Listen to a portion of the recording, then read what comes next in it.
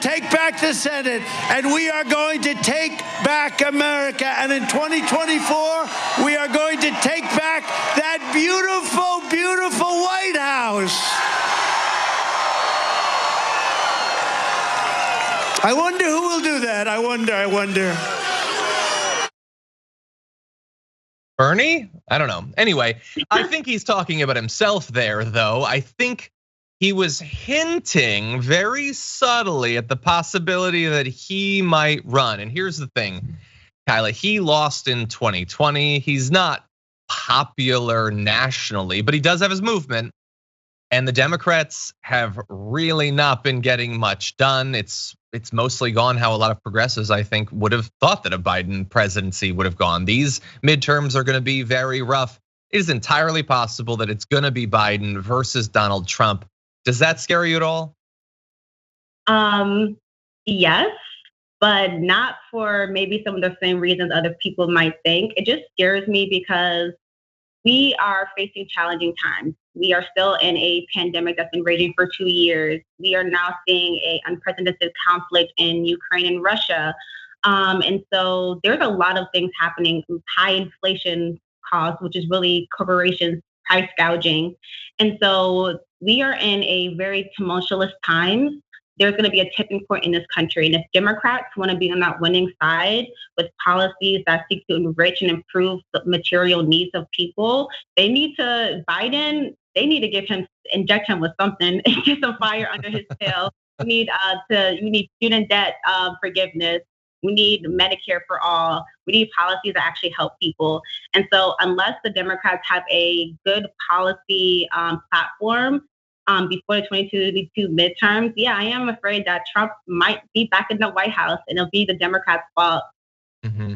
In 1 second, we're gonna play another video of how in a possible second term, how he would go even further than he did in the first. So we'll get to that in 1 sec, but I'm just curious from your point of view, let's say that there is going to actually be a Democratic primary. If Biden isn't gonna run, obviously Harris would be positioned by the Democratic establishment as, well, that's just who you get then.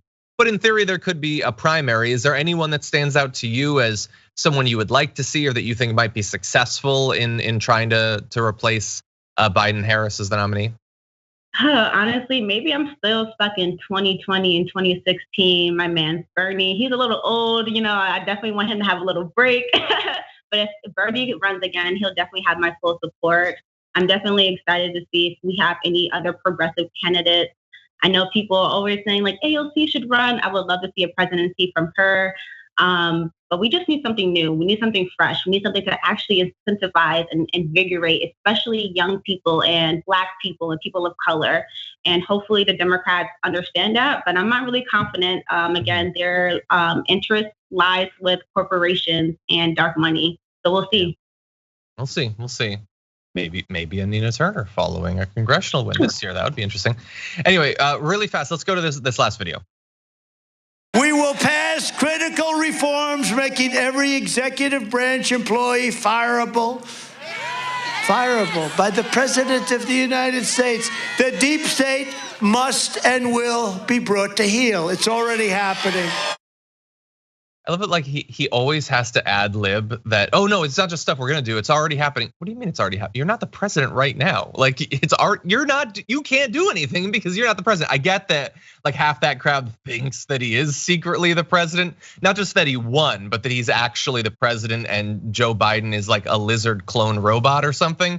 But anyway, if he gets back in, Kyla, he wants to have like the sole power to fire anyone who frustrates him, anyone who provides any sort of like checks and balances against his power, and it's entirely possible that he could do it. This is why I take the next couple of years so seriously. If he gets back in, that is a terrifying prospect, and I feel like most of the people in the Democratic Party in positions of power right now really just don't think it's going to happen. They certainly don't seem to be worried about it. They should definitely be worried. They weren't worried in 2016, and look what happened. And so, another Donald Trump presidency would be devastating. I feel like, again, there are already literally no system of accountability in Congress right now. This man literally incited a insurrection and he's still walking around freely. He has taking classified information from the White House, still walking around freely. So he has the power and the influence to do what he wants and to enact some of the changes that he talks about. So I really want the Democrats to walk in consciousness or cautiousness and pay attention. Don't get out of touch. Stay in tune. Y'all need to do something better. Yeah, I don't have high hopes on that, but I agree with the idea.